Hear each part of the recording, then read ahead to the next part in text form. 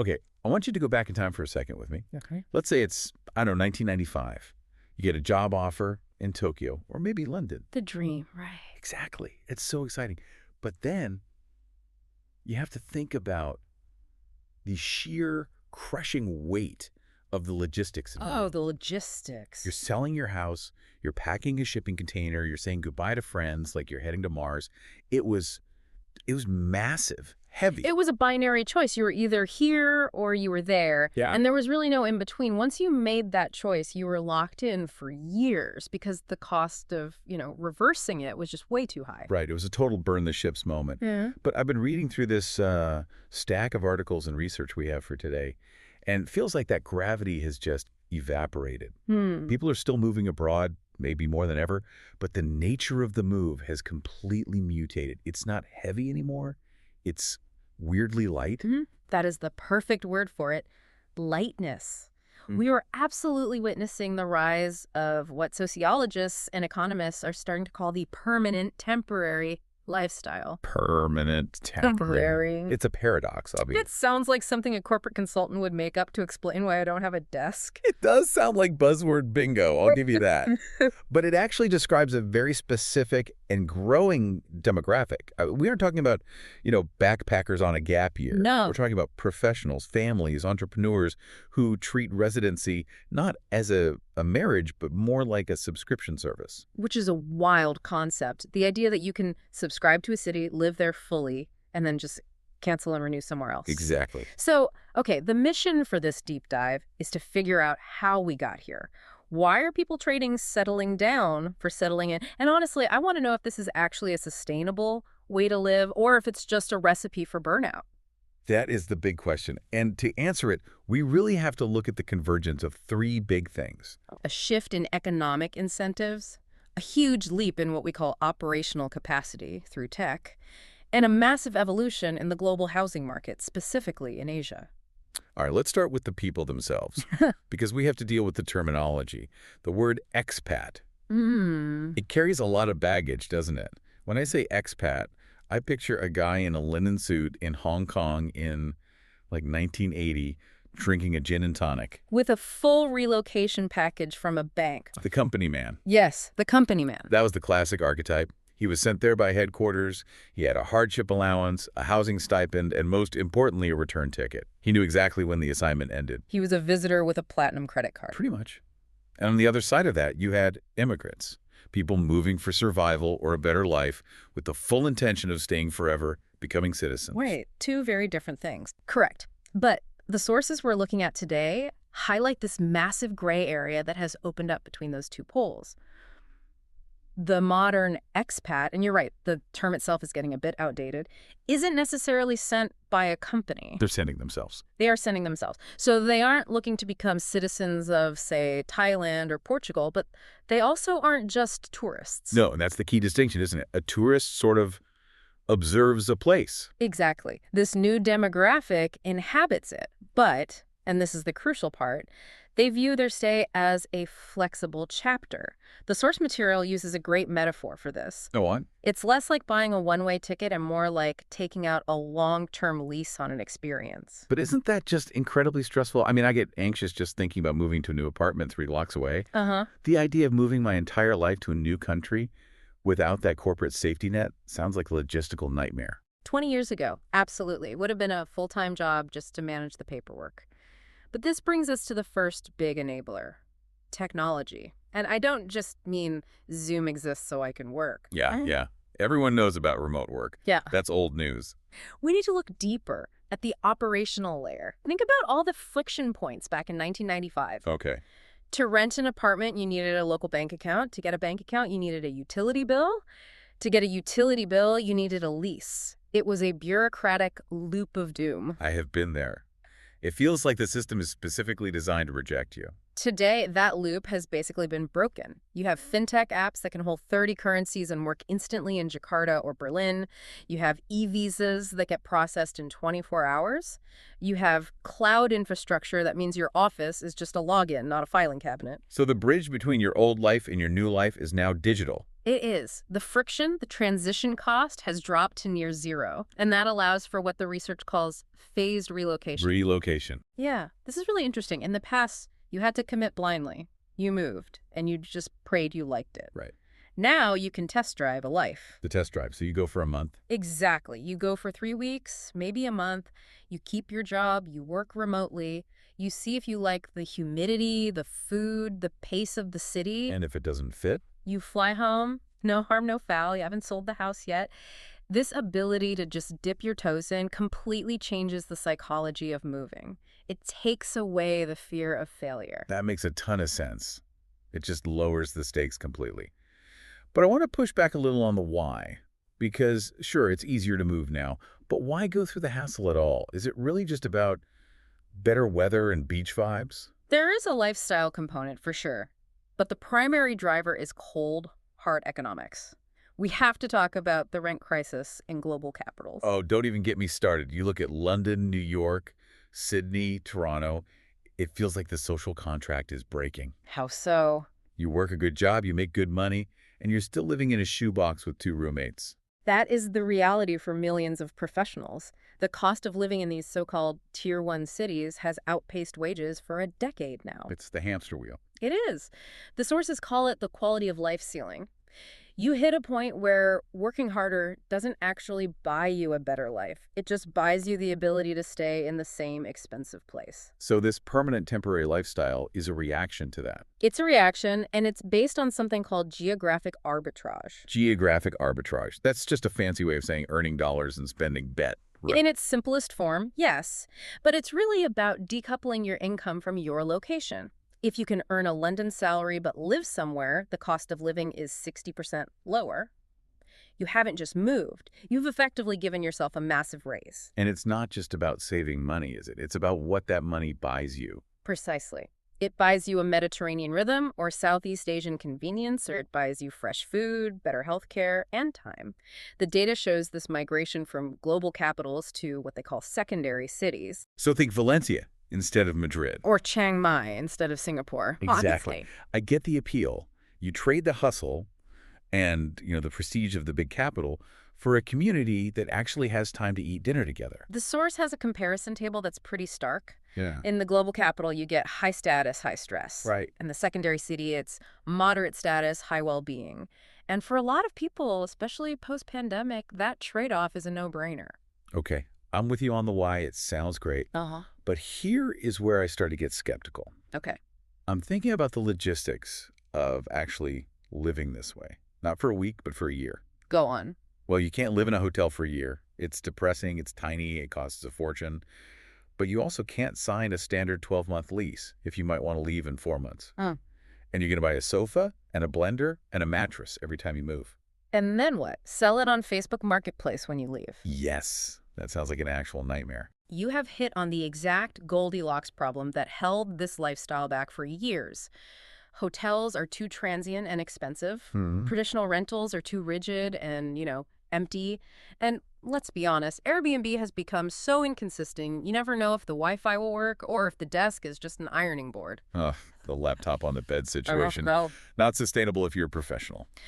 So, the market had to evolve. And this is where we see the rise of turnkey living, specifically the sector of serviced apartments and executive housing. This is the engine room of the modern expat lifestyle, especially in Asia. We have some data here from a company called MoveAndStay.com, and I have to admit, I hadn't realized just how established this sector was. That's a key point. Move and Stay isn't some new app that popped up last year for digital nomads. They've been operating in the Asia-Pacific region for, over 25 years? 25 years. They were solving this exact problem before remote work was even a common phrase. So who were they solving it for back then? Business travelers, corporate teams on assignment, diplomats, people who needed to be in Bangkok or Hong Kong for, say, 3 months to oversee a project. Okay. They needed a home, not a hotel room. A kitchen, a separate living area, reliable high-speed internet, housekeeping. But they couldn't commit to a year-long lease. And now that same infrastructure is what the permanent temporary crowd is plugging into. Exactly. It's institutional grade. The source highlights that Move and Stay specializes in this extended stay market, not just apartments, but serviced offices too. It's all designed for professionals. The word turnkey really sticks out to me. The idea that you just turn the key and the life is ready. Think about the mental load that removes. If you move to Bangkok using a service like this, you don't have to call the electric company. Right. You don't have to find an internet provider and wait 4 days for them to show up. You don't have to go buy forks and knives. You walk in, put your bag down, and you are operational. You can start working 5 minutes later. And the pricing. I'm looking at these numbers for Bangkok provided in the source material, and it's genuinely shocking, coming from a Western perspective. Let's break it down. It's pretty wild. So they list budget studios fully serviced, mind you, starting under 15,000 Thai baht a month. That's roughly, what, 450 US dollars? For a private furnished space with cleaning and all utilities included. Yeah. And then the mid-range, which looks pretty luxurious compared to my first apartment, is 20,000 to 40,000 baht. So $600 to $1,200 roughly. Right. And then you have the high-end luxury stuff over 80,000 baht. But for that $1,200 mid-range price, in a city like London or New York, you are renting a broom closet in a shared house with a long commute. If you're lucky. In Bangkok, through a platform like Move and Stay, that gets you a modern serviced apartment in business district with a pool and a gym. That really drives home the arbitrage point, but it also explains why Asia is such a hub for this. What do you mean? The infrastructure was actually built to handle this. Hubs like Bangkok, Ho Chi Minh City, Kuala Lumpur, they've built a massive surplus of high-quality, modern inventory specifically for this extended stay demographic. They welcomed the mobile professional. Whereas many Western cities are just getting more expensive and harder to access. Exactly. So, okay, we have the tech to work, the arbitrage to save money, and the turnkey housing to actually live comfortably. But I want to pivot to the headspace of all this. Because we can talk logistics all day, but living this way changes you, doesn't it? It fundamentally rewires your relationship with the idea of stability. That's the part that scares me. Redefining stability. Because for my parents, and probably yours, stability meant static. It meant a mortgage, a lawn, a fixed address for 30 years. It was a fortress. You built a castle and you stayed inside it. But the source makes a really provocative argument. In the 21st century, with all the economic volatility, climate change, shifting job markets, static stability is actually risky. Risky. Well, if your entire net worth is tied up in one house in one neighborhood, and the local industry collapses or the market crashes, you are trapped. You are structurally vulnerable. So what's the alternative? Agility. The argument is that true stability now comes from optionality. Optionality. It's a form of self-defense. If a city becomes too expensive or political instability hits or you just get bored, if you're mobile, if you aren't anchored by a house full of furniture, you can just pivot. You can leave. It's like being a boxer in the ring. You don't just stand there and block the punches. You keep moving so you don't get hit. That's a great way to put it. But this agility requires a different psychological skill set.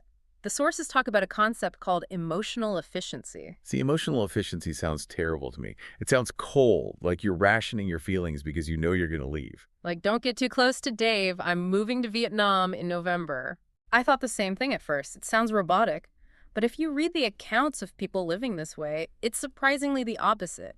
It's not about detachment. It's about intensity. How so? Because you know your time in a place is finite. Maybe it's 6 months, maybe a year. You tend to accelerate your integration. You say yes to every dinner invitation. You explore the neighborhood aggressively. You don't put things off. Whereas if you live somewhere forever, you can always say, oh, I'll try that restaurant next month. And next month never comes. Never comes. Correct. The permanent temporary mindset forces you to be present. You invest enough to feel at home. You find your coffee shop. You make your friends. But you maintain that open exit strategy. A flexible chapter. It protects you from the trauma of leaving, because leaving was always part of the plan. And this leads to the biggest philosophical shift. Optionality over accumulation. A death of stuff. Basically. Yeah. The old priority was whoever dies with the most stuff in the biggest house wins. That was the scorecard. The American dream. The new priority is experiential freedom. Success isn't measured by what you own. It's measured by your choices. The question isn't, what do I have? It's, where can I go? Where can I go? That is a powerful reframing. It changes how you look at money, too. Money isn't for buying a nicer sofa.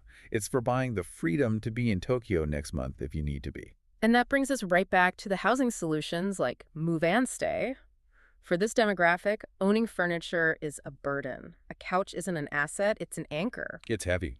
It's heavy. A serviced apartment is an asset because it gives you shelter and freedom at the same time. It's funny, as we talk about this, I'm realizing that this lifestyle isn't just about travel. It's about resilience. It is. It's about designing a life that can survive change. But I have to ask the darker question.